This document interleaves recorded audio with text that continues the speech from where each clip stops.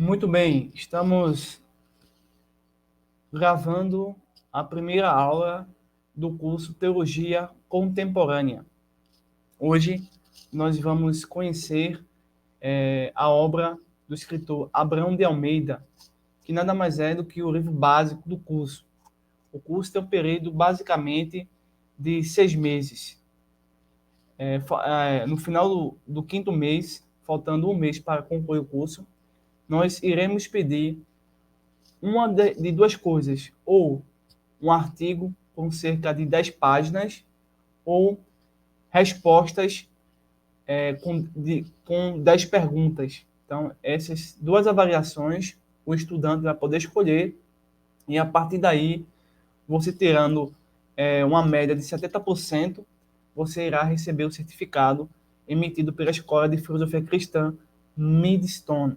Então, vamos começar aqui consultando a obra Teologia Contemporânea, a influência das correntes teológicas e filosóficas na igreja.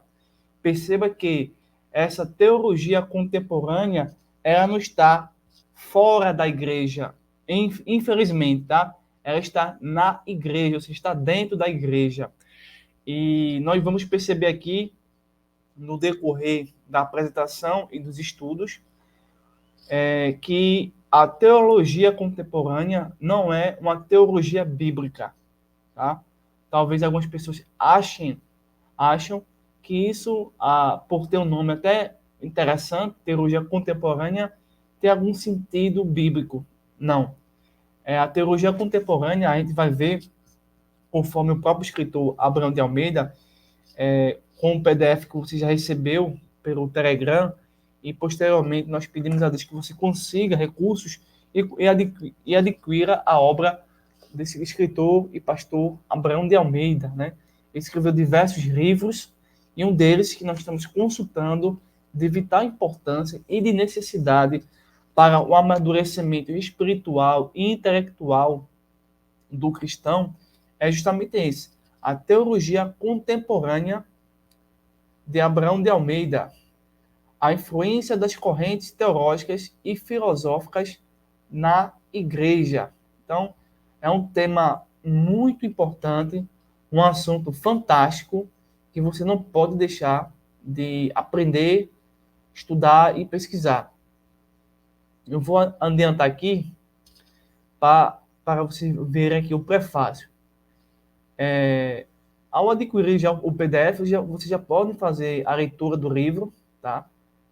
E vocês já vão ficar aí já antenados com os assuntos, com os temas que nós vamos abordar. Deixa eu botar aqui o prefácio, né? Tá? Isso aqui no prefácio. Pronto. Pois bem, aqui no prefácio, primeiramente, o escritor está trazendo esse trabalho fantástico, tá? Um trabalho muito sério, um trabalho muito enriquecedor, mas é um trabalho em que ele traz, em alguns momentos, parte da sua experiência de vida. Tá? Aqui ele vai falar um pouco sobre a mãe e ao mesmo tempo, mostrando o conteúdo. Então, basicamente, toda a estrutura que vai de contra o cristianismo, ela basicamente vai ser chamada de alta crítica. Tá? Você depois pode pesquisar melhor aí o que significa alta crítica. Né? Basicamente, nós podemos dizer aqui, para vocês entenderem de uma forma bem assim, sucinta, seria um grupo de pessoas, principalmente acadêmicos, ligados ao ateísmo, ao agnosticismo, à própria teologia liberal, que se unem para fazer críticas desconstrutivas, né? Críticas que vai negar a inspiração, vai negar a inerrância da palavra de Deus, né? Vai atacar, vai fazer uma apologia, uma defesa a mitos, né? Então, eles vão enxergar as escrituras como mitos, né? Como fábulas, não como palavra de Deus. Então, a alta crítica vai achar, entre aspas, evidências, entre aspas, para produzir materiais, produzir até mesmo seminários que não acreditam exatamente na Bíblia, né? Mas usa a Bíblia para zombar, para ridicularizar a fé cristã. Mas, contrário ao que a alta crítica imagina, acha e pensa, as escrituras baseadas em diversas evidências, tá? É a palavra de Deus. Todavia, ao recorrer a evidências para confirmar as escrituras, não podemos também dizer que as evidências externas, por exemplo, vamos dar um exemplo. Eu não posso, basicamente, isso é um argumento assim tangível, é um argumento real, é um argumento válido, tá? Em um debate. Ok. Todavia, se eu disser assim, as escrituras é a palavra de Deus por causa da arqueologia, por causa da biologia, por causa da ciência, isso é um argumento válido, humanamente falando. E até mesmo ele consegue refutar a própria alta crítica. Mas é preciso ter cuidado em não fazer com que esse argumento aparente ser maior do que as escrituras. As escrituras é maior do que a arqueologia, do que a ciência, do que a biologia, do que a física. E baseado nessa primeira impressão, é necessário que você consiga amadurecer e perceber que as ciências exatas, quando usamos para refutar uma organização ou um sistema filosófico, ou as ciências humanas, física, biologia, história, filosofia, quando usamos essas ciências, a gente tem que primeiro perceber se essas ciências elas estão em acordo com as escrituras. Se elas estão em desacordo com as escrituras, tem um problema aí. As escrituras não podem estar em acordo com a ciência, tá? Porque as escrituras é maior, é a autoridade maior. As ciências são autoridades secundárias. Então, essas autoridades têm que estar, logicamente, embasadas nas escrituras, indireta ou diretamente. Então, vocês perceberem isso, perceber que a alta crítica, em alguns momentos, consegue dominar a mente de algumas pessoas por não terem tanto amadurecimento, não terem tanta firmeza no que a apologética cristã nos revela, nos ensina, tá bom? E aqui, no prefácio, depois você pode consultar, ele diz assim no finalzinho aqui, acho que no parágrafo 3. Mas como podia ela, falando da mãe, né? Simples dona de casa, ter conhecimento do problema da alta crítica. Por certo, pelas instruções recebidas de pastores de suas igrejas, que a alertaram sobre o grave perigo de perder aquela simplicidade da fé na Bíblia como revelação de Deus ao homem. A Bíblia apresentou-lhe Cristo como Salvador, que deu seu sangue em resgate por nós. Então, ele está citando aí um pequeno período da história, da vivência que ele teve com a mãe, onde a própria mãe tinha uma igreja, né? Frequentava a igreja, e ela tinha boas instruções, bons estudos bíblicos, e era, mesmo não sendo formada, mesmo não possuindo vários cursos, sabia que existem pessoas dentro da academia que é contrário às escrituras. E o autor também vai nos dizer o seguinte, na página 6, tá? O supremo desejo que domina ao dar forma a esses pensamentos é que sirvam de alerta a jovens menos firmes na fé, ajudando-os a não fracassar diante dos ataques do inimigo de nossas almas, o Satanás, né? O problema da alta crítica representa apenas uma minúscula parte do arsenal que o inimigo preparou para atacar a integridade da igreja. Que a igreja seria atacada era de se esperar, pois Cristo disse: as portas do inferno não prevalecerão contra a minha igreja. Ou seja, aqui é apresentado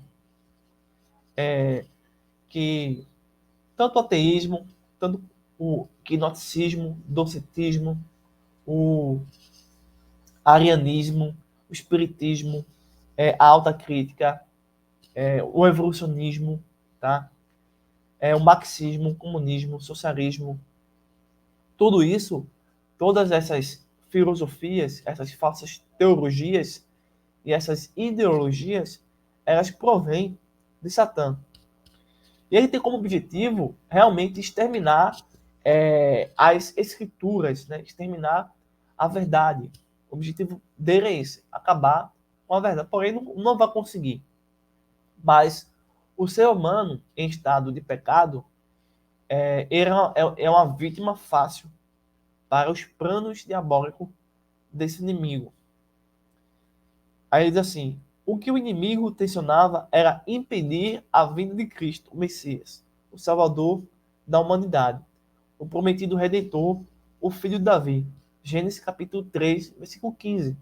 Basicamente, o Gênesis 3,15, para quem já fez a escola dominical, é um texto magnífico, onde você já aprende que esse texto já é um texto escrito como profético, para que, com o passar de décadas, de anos, né, pudesse as pessoas que ouvissem ou lessem essa referência pudessem encontrar esperança de que o Salvador do mundo, o Criador do mundo, iria solucionar o problema do pecado, iria solucionar, trazer justiça, trazer redenção e exterminar a maldade no universo, né?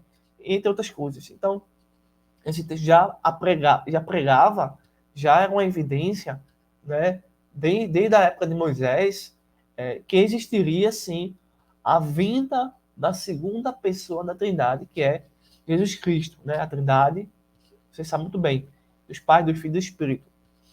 Então, o inimigo realmente tinha alguns planos, e um deles era impedir a vinda de Cristo em nascer, né, de uma virgem.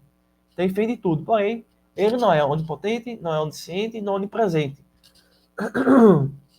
Ele não conhece o futuro, ele não conhece o presente, nem o passado, nem o antes, nem o depois.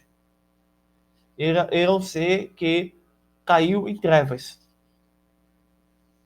mas altamente perigoso e sabe, entre as criaturas, tá? Entre as criaturas, estou dizendo assim para vocês entenderem, entre as criaturas, seja anjos, animais, homens, ele consegue sabotar, ele consegue destruir caso as criaturas racionais consigam dar brecha.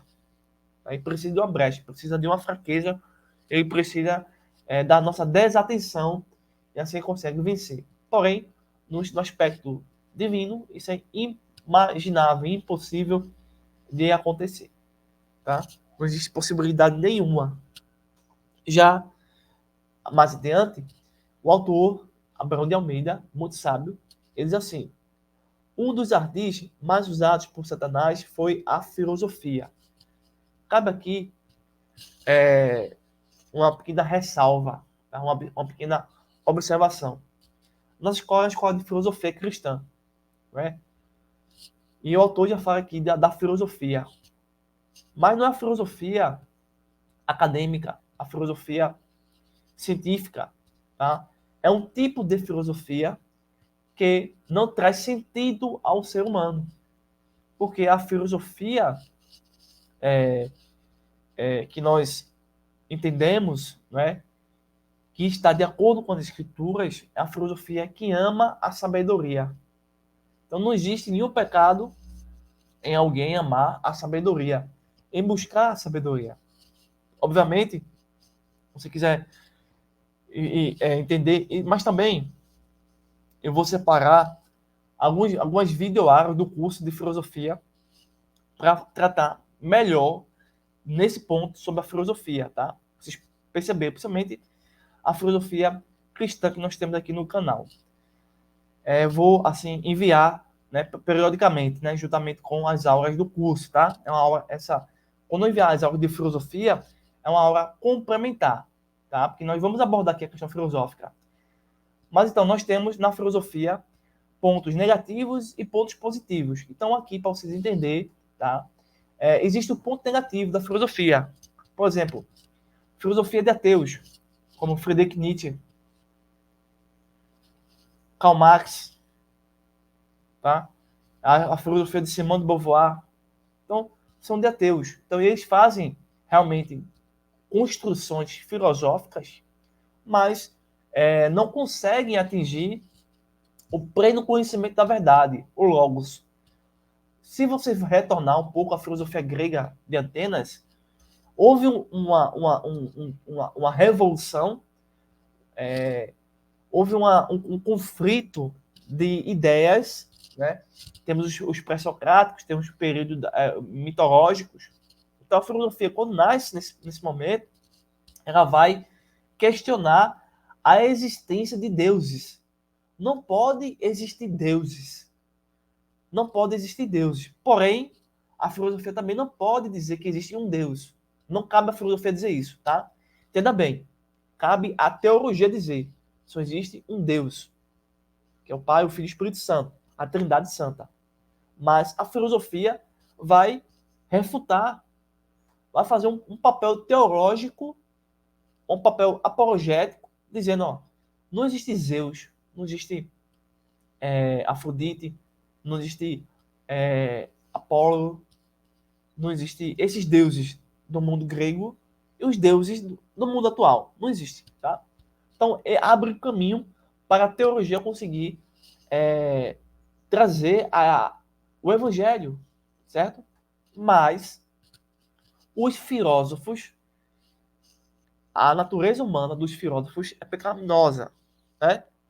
Então, o que acontece? Muitos filósofos, em vez de ir para a teologia, acabaram indo para o ateísmo. Aí temos a negatividade da filosofia. Uma filosofia sem proveito. A filosofia só tem proveito quando está intimamente conectada às sagradas escrituras. É como eu falei inicialmente. Do mesmo modo, a história, a sociologia, a antropologia, tá? E a própria ciência. Então, a filosofia nos ensina a ter outras percepções, um amadurecimento. E eu vou dar aqui um exemplo a respeito do que eu acabei de dizer a vocês. Por exemplo, você pega um ateu e um cristão debatendo sobre o universo, a existência de Deus. Aí, se você deixar que o ateu crie um ambiente argumentativo, onde ele crie as próprias regras e dite os seus próprios conceitos, desconectado das realidades e dos fatos que nós podemos perceber, tá? Você jamais conseguirá sair dessa caixa que o ateu criou. Para que você consiga refutar um ateu, é necessário você conhecer a filosofia. Por quê? Aí você pergunta assim, por exemplo, esse é o aspecto positivo, tá? Falando do aspecto negativo, aspecto positivo. Deixa eu baixar aqui meu PDF.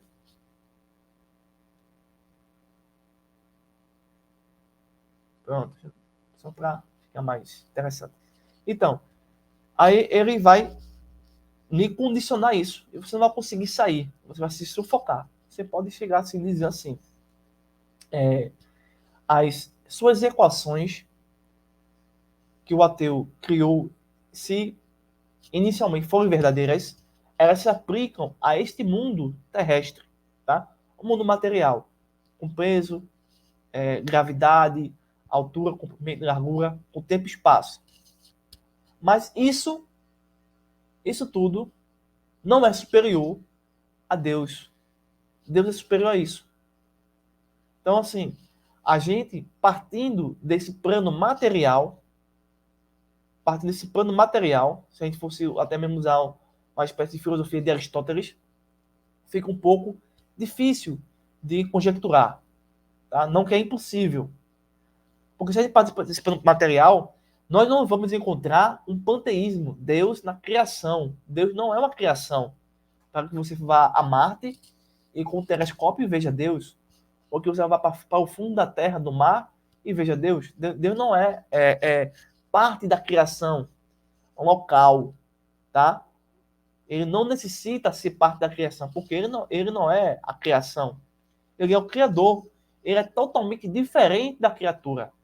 Ele não se confunde, não se une, não é? Se você pegar os deuses do hinduísmo, você vai ver animais sendo chamados de Deus. Então isso aí é tudo invencionamento humano. Só que o Deus judaico-cristão é transcendente, é imanente, é soberano. Ele não necessita de espaço, de tempo. Ele não necessita de oxigênio.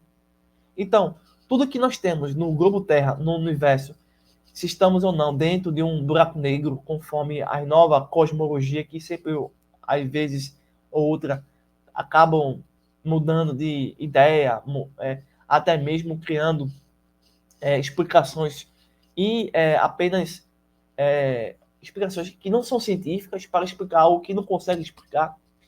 E assim você vai dando forma ao seu argumento e vai chegar no ponto assim. Deus é espírito. É necessário que você, para acreditar em Deus, receba Jesus Cristo. Nós temos evidências na arqueologia, evidências documentais. E assim você vai conseguindo criar filosofia e jogando e trazendo a teologia dessa pessoa. E aí, dependendo da operação do Espírito Santo, essa pessoa será convertida ou não. Vai depender do Espírito Santo. A parte inicial é sua. Deus vai usar e aí, se Deus vai ou não operar o milagre da regeneração com Deus. Né? Se ele vai escolher ou não essa criatura para redimir. Então, nós temos na filosofia, assim, coisa negativa e coisas positivas. Do mesmo modo, é na igreja. Na igreja você vai, não só tem coisas positivas, tem coisas negativas. Né? Então, continuando. Ou seja, o pensamento humano em questões de espaço e de tempo em relação ao ser humano. Filosofias de mais espécies têm surgido em todos os pontos da Terra. A mais perigosa foi desenvolvida pelos antigos gregos. Particularmente, eu não vou, assim, vamos dizer assim, de uma forma assim, que você venha entender bem. Sabe? Eu não vou dizer assim que esse raciocínio desse professor está correto. Não. Não é que os filósofos gregos desenvolveram a mais perigosa, vamos dizer assim, heresia. Né? Aqui ele vai estar trabalhando essa questão de falsas teologias, tá? Não.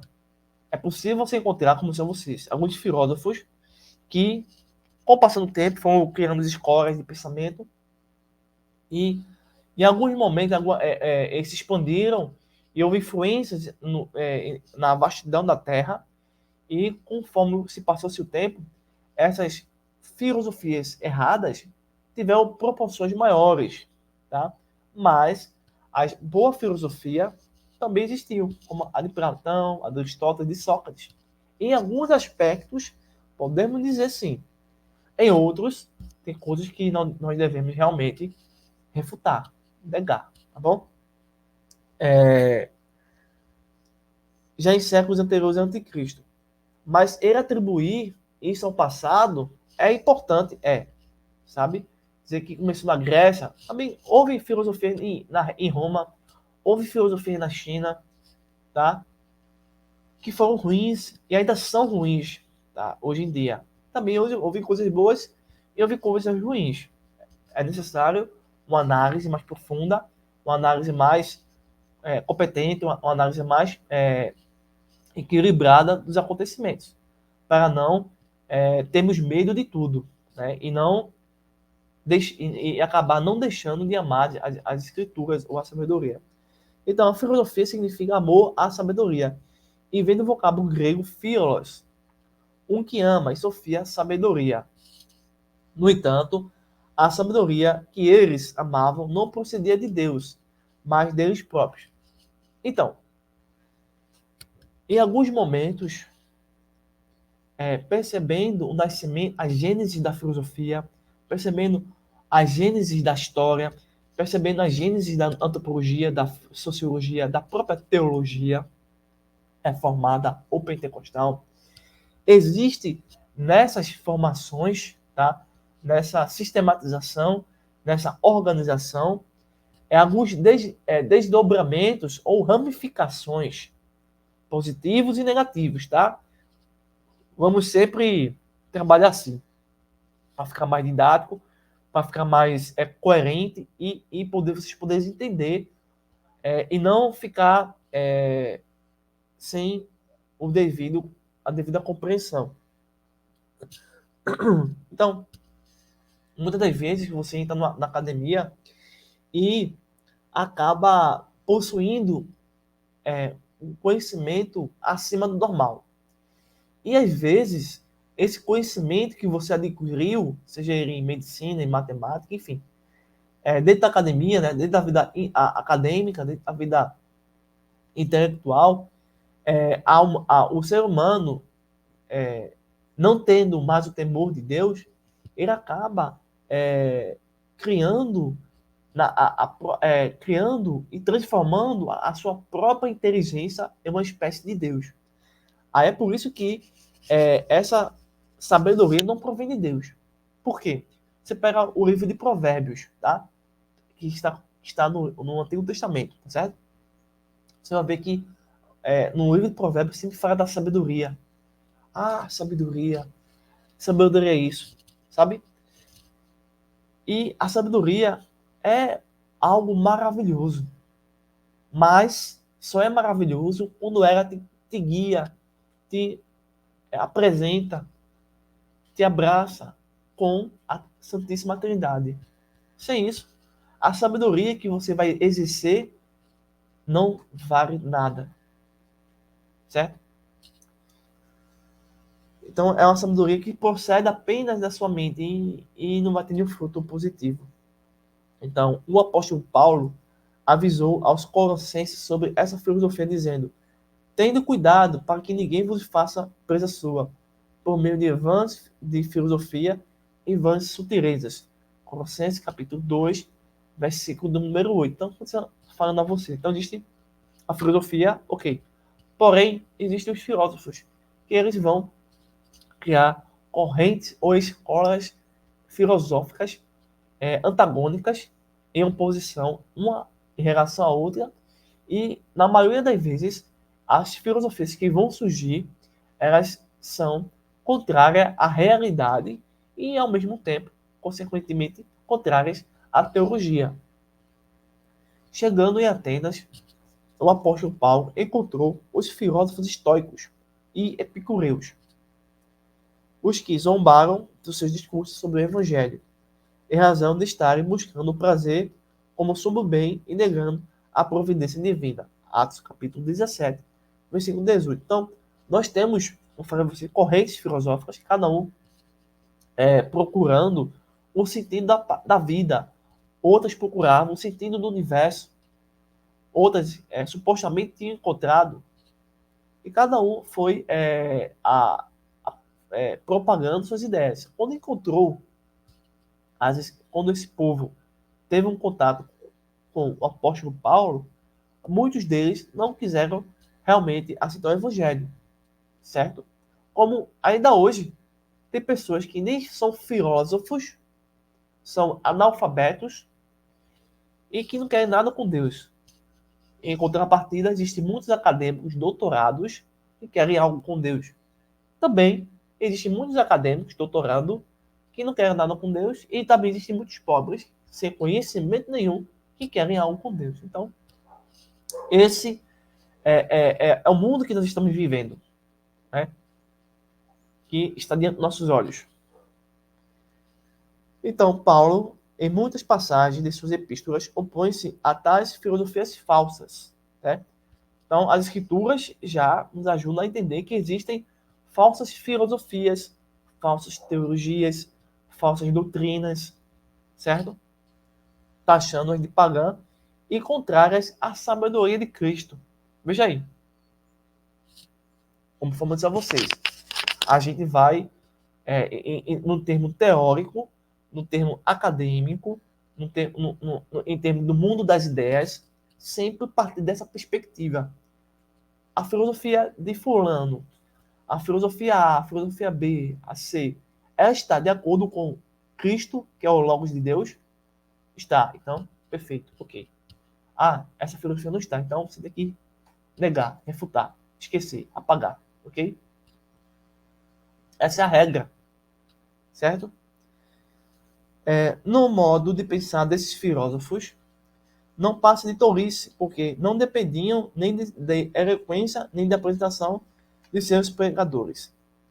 Na presente obra, o autor faz ampla referência a todos os sistemas filosóficos que influenciaram o cristianismo, a história, o influxo deles sobre a igreja surgida no meio dessas correntes de pensamento humano. Da teologia contemporânea, se serve o inimigo para fazer renascer em nossos tempos certas teorias, já conhecidas no mundo filosófico grego, o que prova ser Satanás bastante astuto, capaz de ainda hoje usar um anzol antigo para fisgar os encaustos.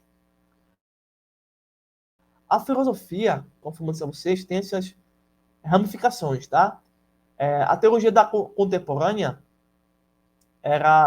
traz o aspecto negativo da falsa teologia e da falsa filosofia. No aspecto positivo da filosofia, você vê que a filosofia começou a refutar os falsos deuses. Isso é positivo demais para a teologia, tá? Dando também contribuições para o pensamento e construção teológica a partir do século II, século III. Né? Você vê o próprio desenvolvimento da doutrina da Trindade. E a doutrina da Trindade existe uma ramificação que você só vê que é só filosofia. A Trindade tem a Trindade bíblica, ok, certo? Mas você consegue defender e crer na Trindade somente com a filosofia.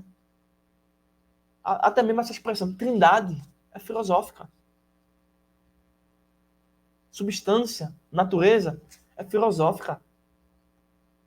Você consegue ser cristão sendo filósofo, ao aspecto positivo. E melhor ainda, você é mais filósofo, você é mais cristão, sendo um trinitário, uma pessoa que acredita na Trindade, sendo ele bíblico, teológico, melhor ainda, superior. Mas também existe o aspecto negativo da filosofia. Você vê que quando estou dando um exemplo aqui, sempre esses exemplos para vocês pegarem o ponto, né, não fugirem do assunto. Você vê os debates que surgiram contra a Trindade, eles vão ser de teor filosófico também. Eles vão distorcer a filosofia para criar outro sistema contrário à Trindade dentro da própria filosofia. Então a gente precisa ter esse equilíbrio, tá? Que houve benefício com a existência, o aprimoramento, os estudos filosóficos para criar uma melhor projética, uma melhor defesa da fé cristã, teve sim, mas ao mesmo tempo, dependendo de onde está o seu coração, a filosofia pode criar um engessamento, um endurecimento, né, contra as escrituras. Mas ao mesmo tempo pode ser uma arma potente e eficaz contra as teologias da contemporânea, né? Bem, aqui é muito importante esse trecho, tá bom? Teologia contemporânea, por mais atraente que seja, com sua roupagem linguística ricamente adornada, com nomes de eminentes doutores que ocupam cadeiras em seminários de renome em ambas as Américas, está em contradição com a revelação divina. Tais doutores são lobos vestidos de pele de ovelha, sobre os quais Jesus preveniu sua igreja. São eles que têm conduzido grande massa de cristãos nominais à apostasia, que prolifera no cristianismo do nosso tempo. Paulo nos avisou dizendo, mas o Espírito expressamente diz que nos últimos tempos apostará a luz da fé, dando ouvidos a espíritos enganadores, e a doutrina de demônios, pela hipocrisia dos homens que falam mentira, tendo cauterizado a sua própria consciência. 1 Timóteo, capítulo 4, versículo 1 ao versículo 2. O autor cita também aqui uns pontos muito importantes, são pontos de discordância, de que não existe conciliação entre o pessoal da teologia contemporânea e a própria teologia cristã, tá? O pessoal da teologia contemporânea ou de falsas filosofias era contra a infalibilidade das escrituras sagradas, ou seja, esses grupos, esses sistemas, ou esse grupo de pessoas que aqui está sendo colocado como os adeptos da alta crítica, a teologia contemporânea, eles são contra a infalibilidade, ou seja, para eles as escrituras têm erro. Tá? Quando digo que as escrituras é infalível, eu estou dizendo que as escrituras não têm nenhum tipo de erro. As escrituras nos mostram a doutrina da Trindade. Eles não acreditam. As escrituras nos mostram o nascimento virginal de nosso Senhor Jesus Cristo. Eles não acreditam. Os milagres operados por Jesus não acreditam nisso. A morte substitutiva do Senhor na cruz do Calvário não acreditam nisso. A deidade do Senhor Jesus Cristo e sua vida imaculada, sem pecado, eles não acreditam nisso. A ressurreição corporal do nosso Senhor Jesus Cristo e a sua ascensão. A teologia contemporânea não acredita nisso. A queda do homem e o pecado original não acreditam nessa história. A salvação do homem pela fé em Jesus Cristo também não acreditam. A segunda vinda pré-milenal de Cristo também não acreditam. A vida eterna por meio da graça de Jesus Cristo não acreditam nisso. O eterno castigo dos ímpios no lago de fogo não acreditam nisso. Então, nós temos aqui 12 principais evidências, doutrinas teológicas, tá? E que muitas das vezes a própria filosofia abraça isso aí tudo. A turma da teologia contemporânea, alta crítica, os ateus, os darwinistas, os comunistas, tá? E outros sistemas filosóficos e ideológicos não querem conversa nenhuma com nenhum desses 12 pontos que nós citamos aqui. Não acreditam, atacam as escrituras, atacam a pessoa de Deus, atacam a doutrina, atacam até a própria história, atacam as testemunhas oculares da ressurreição. Então veja que esse grupo, esse sistema que está influenciando as faculdades, as igrejas, é inimaginável. Eles estão por aí propagando as suas heresias pouco a pouco, né? Uns já em graus mais evoluídos, outros ainda em desenvolvimento. Então é necessário a gente pegar esses pontos e anotar. Esses 12 pontos, as escrituras nos ensinam tudo isso. Porém, os adeptos da teologia contemporânea não ensinam isso. Então, quando você tiver uma escola dominical, uma escola bíblica, e chegar um pregador, um professor, um doutor em teologia, em história, enfim, e negar um desses 12 pontos, aí você vai dizer assim, eita, esse pessoal é da teologia contemporânea, da alta crítica, deve ser adepto de algum sistema ideológico comunista, de algum sistema filosófico anticristão. Então você já fica com a guarda em pé. Já se prepara a sua armadura para usar projética, para combater esses falsos doutores, né, conforme o próprio Timóteo nos relata isso, em 1 Timóteo capítulo 4, versículo 1 e 2. Veja que o Espírito expressamente diz que nos últimos tempos apostarão, ou seja, desviarão, né, sairão da fé, porque vão dar ouvidos a espíritos enganadores, né, e a doutrina de demônios. Ou seja, a teologia contemporânea, a alta crítica, é uma teologia dos demônios. E pela hipocrisia de homens, ou seja, esses doutores, esses amantes do conhecimento, né, eles serão falsos, né, são hipócritas, que falam mentiras, né, tendo cauterizado a própria consciência, a própria mente. Então, são agentes de Satã. Então, a gente já consegue ter aí esse primeiro contato com a obra do pastor Abrão de Almeida, no seu livro Teologia Contemporânea. Hoje, é a aula inaugural. Nós estamos fazendo aqui já a primeira leitura, a apresentação da obra, explanação do tema, explicação, exemplificação do assunto, né, para facilitar o aprendizado de vocês. E aqui ainda continuando, ele diz o seguinte: os propagadores da teologia da contemporânea, que nós chamamos de liberais ou modernistas, pregam o evangelho social, que nem evangelho é. Sua teoria, a doutrina da teologia contemporânea se funda em que a responsabilidade da igreja, só que na mente desses indivíduos, não é igreja, é ONG, tá? Uma organização humana.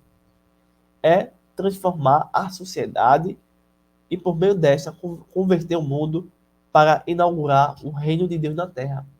Algo tão bonito, porém perverso. Assim como Satã enganou Eva, não é? Não mostrando seus planos, não mostrando seu ódio contra Deus, não mostrando o seu rancor, a sua fúria contra as Escrituras, né? Mas distorcendo a lógica, distorcendo o sentido, distorcendo a percepção mental, visual, né? Distorcendo a ordem de Deus, distorcendo a própria palavra de Deus, distorcendo as nossas faculdades, né? Conseguir enganar Eva por meio de palavras distorcidas. Assim, esses agentes da teologia contemporânea conseguem criar palavras que não têm nenhum valor real, sentido real, tá? Assim, infelizmente, eles conseguem enganar muitas pessoas. Porém, nós podemos concluir aqui nesse prefácio, citando justamente o que ele diz aqui: a lâmpada para os meus pés é a tua palavra e luz para os meus caminhos. Salmos 119, versículo número 105. Então, nesse momento, nesse curso, nós vamos entrar em contato com diversas correntes de pensamento que a gente às vezes nem imagina que existem, mas estão por aí, assustando, levando cativo a mente das pessoas, mas a gente vai se preparar para se fortalecer e mostrar o autêntico evangelho, né? Já aqui, mais adiante, deixa eu baixar aqui para vocês, aqui, ao leitor, né? Aqui, pronto.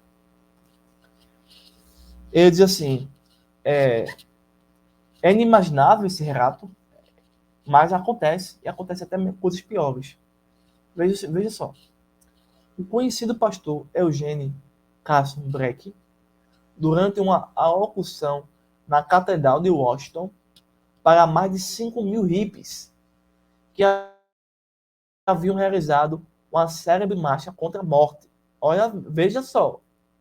No dia 14 de novembro de 1969, aplicou o pervertido auditório o texto de 1 Pedro, capítulo 2, versículo 9. Então, esse pastor pegou um grupo de hippie. Os hippies são um movimento pervertido, né? E esse pastor, que é um falso profeta, citou 1 Pedro 2,9 para esse público que desviou-se totalmente da realidade e totalmente do evangelho. Ele citou um texto bíblico, tipo, abençoando o pecado. Você está percebendo como essa teologia contemporânea é mortífera? Aí o autor diz assim: como pode alguém, em sã consciência, aplicar um texto deste a uma multidão representativa de drogas, da liberdade sexual e de outras corrupções morais, espirituais e mentais? Isso. Aí ele cita aqui também um autor chamado Francis Schaeffer. Ele vai analisar esse acontecimento e vai comparar os teólogos contemporâneos, ou os teólogos liberais, aos falsos profetas do tempo de Jeremias, os quais Longe de falaram da parte de Deus, faziam-se apenas o eco da sociedade que viviam. Assim acontece com a grande parte da teologia contemporânea. É o eco do mundo das ideias de filósofos, psicólogos, sociólogos e economistas profanos. A teologia contemporânea é uma teologia profana. Aí ele traz aqui o autor, a tradução do o Novo Testamento Vivo. Diz assim: evite discussões ridículas com aqueles que se gabam do seu conhecimento e assim provam a sua própria falta dele. Algumas dessas pessoas perderam a coisa mais importante da vida. Elas não conhecem a Deus. E aqui eu vou mostrar aqui a vocês também o sumário que nós vamos ver posteriormente. Os vídeos serão enviados nas quintas-feiras, às 22 horas. Então, toda quinta-feira terá 2 a 3 vídeos. Tá? Pronto. Que nós vamos ver nesse curso, tá? E vocês vão receber vídeos complementares que vão auxiliar o entendimento do nosso estudo do curso Teologia Contemporânea. Vamos ver o que nós vamos estudar no decorrer aí desses 6 meses, né?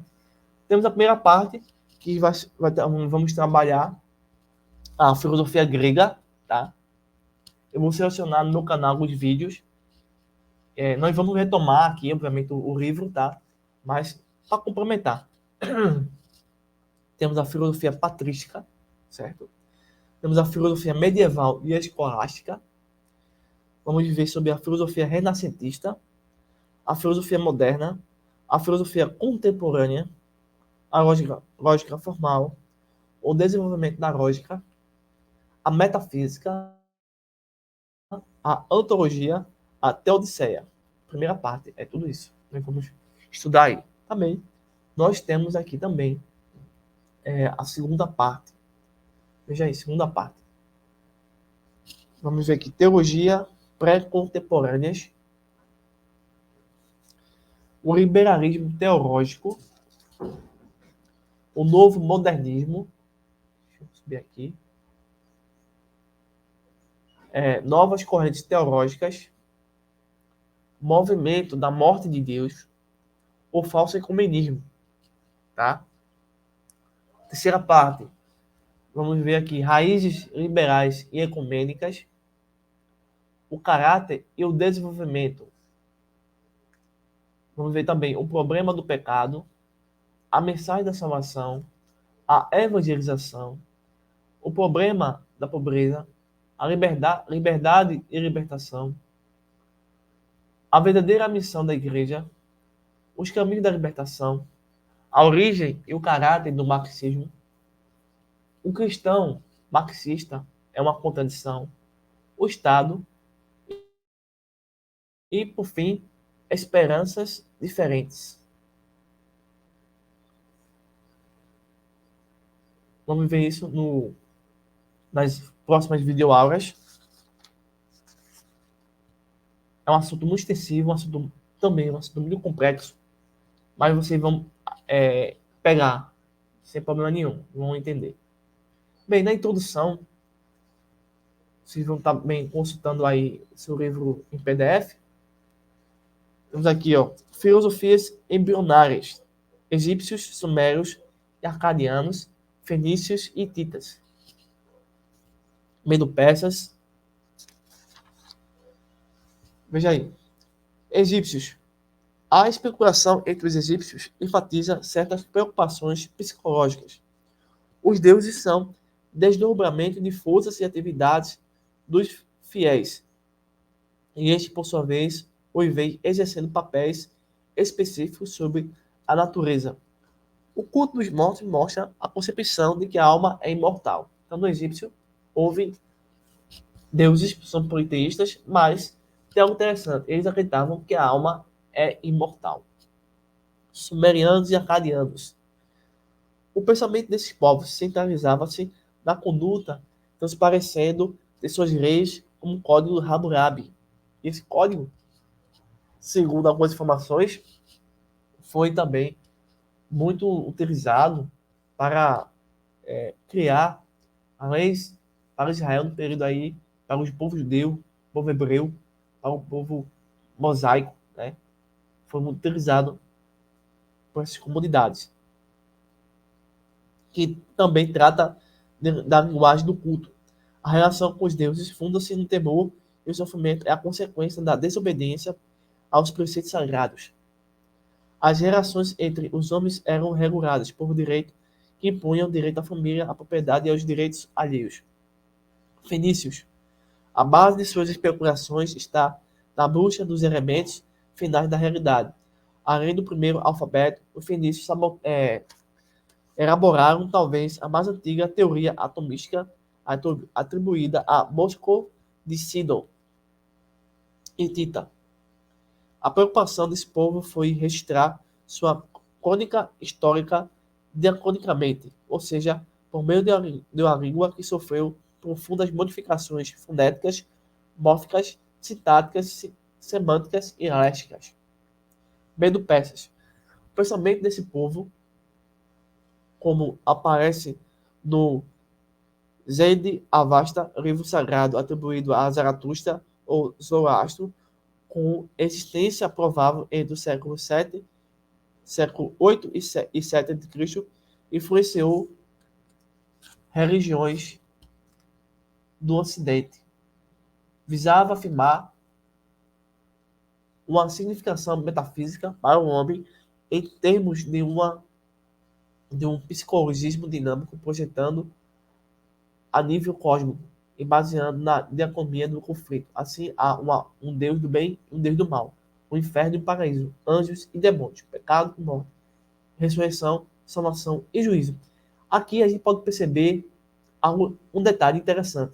Todos os povos, sem exceções, principalmente na localidade de Israel, na Mesopotâmia, ali em torno da África,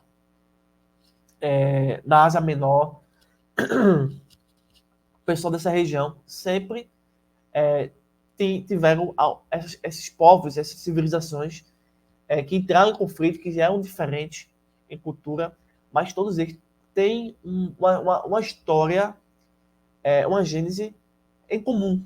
Porém, eles vão se diferenciar-se trazendo outros elementos inovadores ou antagônicos ou contraditórios, mas eles sempre vão falar sobre a existência de Deus, mas no plural, da existência de um céu ou de um inferno, da existência de algum personagem importante, né, no período do dilúvio, pós-diluviano, falam sobre a criação do universo. Essas comunidades, muito provavelmente, beberam de alguma corrente principal, né, que dentro da teologia nós podemos dizer que quando Moisés vai criar a narrativa, a escrita inspirada por Deus do Gênesis, ele vai conhecer diversos mitos, diversos contos, diversas tradições orais sobre o primeiro homem, a primeira mulher, o universo, a divindade. Daí ele vai recoletar todo esse material e, guiado pelo Espírito Santo, corrige esses materiais e, a partir de tudo isso, ele vai criar o livro do Gênesis, contando a verdadeira história sobre o universo, sobre a terra, sobre os povos, sobre a escolha de Deus, sobre as profecias, mas sobre tudo. Então tem algo em comum nesses povos, não é isso? Você consegue perceber já nessa primeira leitura. Aí você vê aí a filosofia do Antigo Oriente. Nós temos a filosofia indiana e a filosofia chinesa. Então isso aí você vai poder fazer sua leitura tranquila, tá? Mas, e conheceu aqui algumas coisas. No próximo vídeo, nós vamos iniciar já, no próximo vídeo, tá? A primeira parte, né? Do sumário que nós consultamos e vamos falar sobre a filosofia grega especificamente, né? Na primeira parte, aí você já viu que temos a filosofia grega, patrística, medieval, renascentista e assim por diante. Então, no próximo vídeo, vamos enviar já para vocês na próxima quinta-feira o vídeo falando sobre filosofia grega. Porém, isso não significa que os vídeos que vão complementar vai tratar desse assunto para complementar os próximos materiais. Espero que vocês tenham entendido. o nosso método de ensino, nossa forma de explicar. E tá aí, o curso Teologia Contemporânea, a influência das correntes teológicas e filosóficas na igreja. Então, um assunto importante, um assunto necessário para você que gosta de filosofia, de história, da própria teologia. Então, até o próximo vídeo, bons estudos. E no próximo vídeo, nós vamos enviar para vocês, já vamos enviar alguns materiais de perguntas, tá? Vamos selecionar algumas perguntas para vocês também enviar para a gente a resposta, ok? Que vai servir para no final ser, por exemplo, uma espécie de avaliação final para vocês obter o certificado, o diploma do nosso curso, tá bom? Então, bons estudos.